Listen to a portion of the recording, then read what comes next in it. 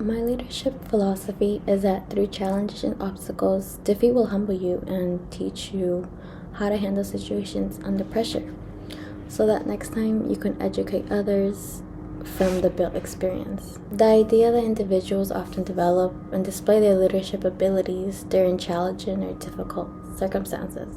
Adversity can be seen as crucible that tests a person's character, resilience, problem-solving skills, and ability to inspire and guide others, which is why I think that still builds upon my leadership philosophy.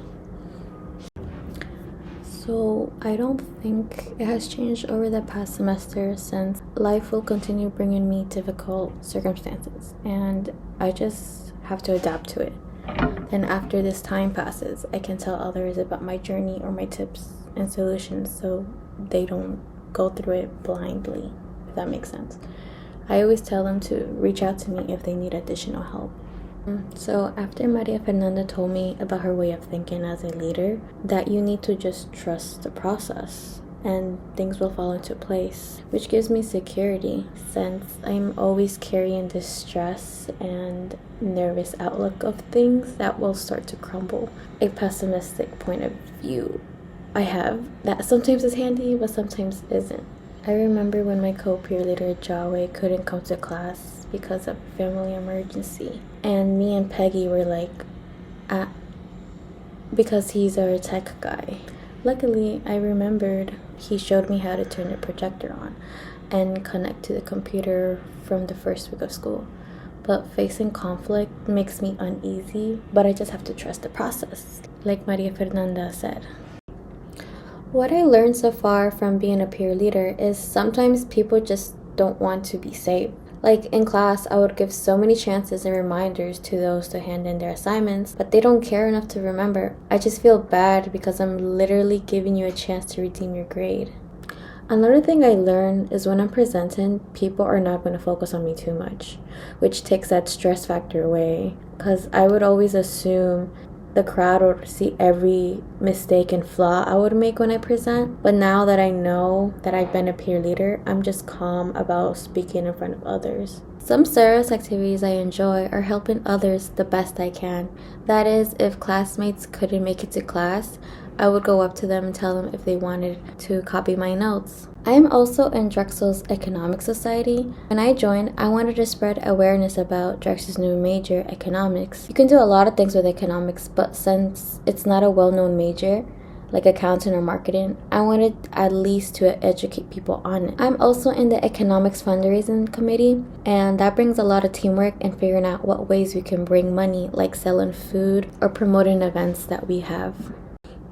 If I could change the world, if I was given the opportunity to, I would want to make water free for everyone, just because we are human beings and we need water to keep living and surviving, to make our body function. Also, changes that people don't have the power to control should be free. So like what am I referring to is like women and girls with their period. Like it's a normal bodily function. Why do we have to pay for something to maintain hygiene? But also those who are disabled, they didn't wish to be disabled and they have to purchase things to accommodate their disability.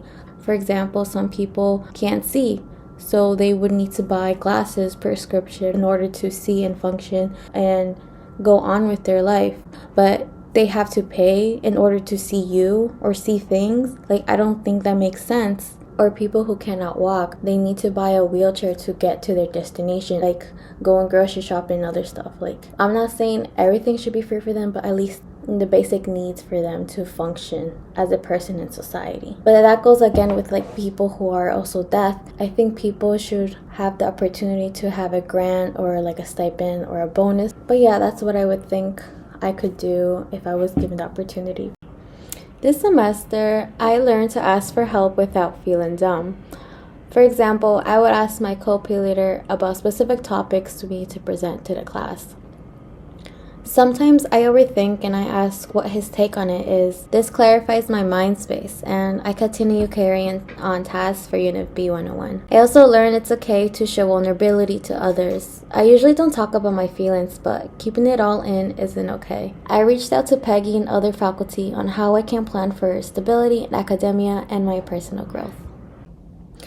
Yeah, I have seeked different opportunities on campus like Drexel student ambassadors through friends, like my friend Miley and our peer leader in class. I think I can apply to do that since my public speaking skills have gotten way better and I have more confidence now talking to people. I can be helpful for transfer students if they are a prospective student taking a campus tour, and I'm willing to share my experience on how I transitioned to Drexel and then Lobo. I also saw on Instagram that the Center for Inclusive Education and Scholarship posted for peer mentors, and I applied, so I'm just waiting for my results if I can be one for the upcoming school year.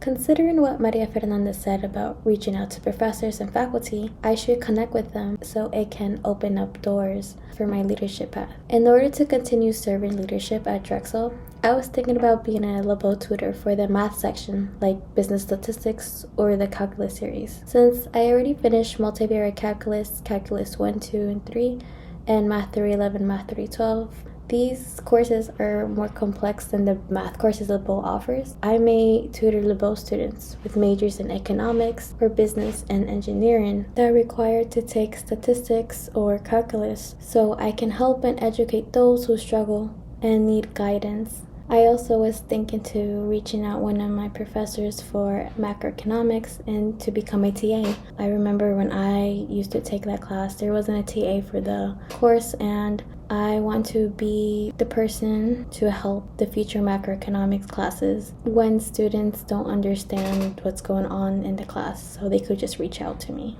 Yeah, that's my video for today. Thank you for hearing my leadership platform reflection. Bye.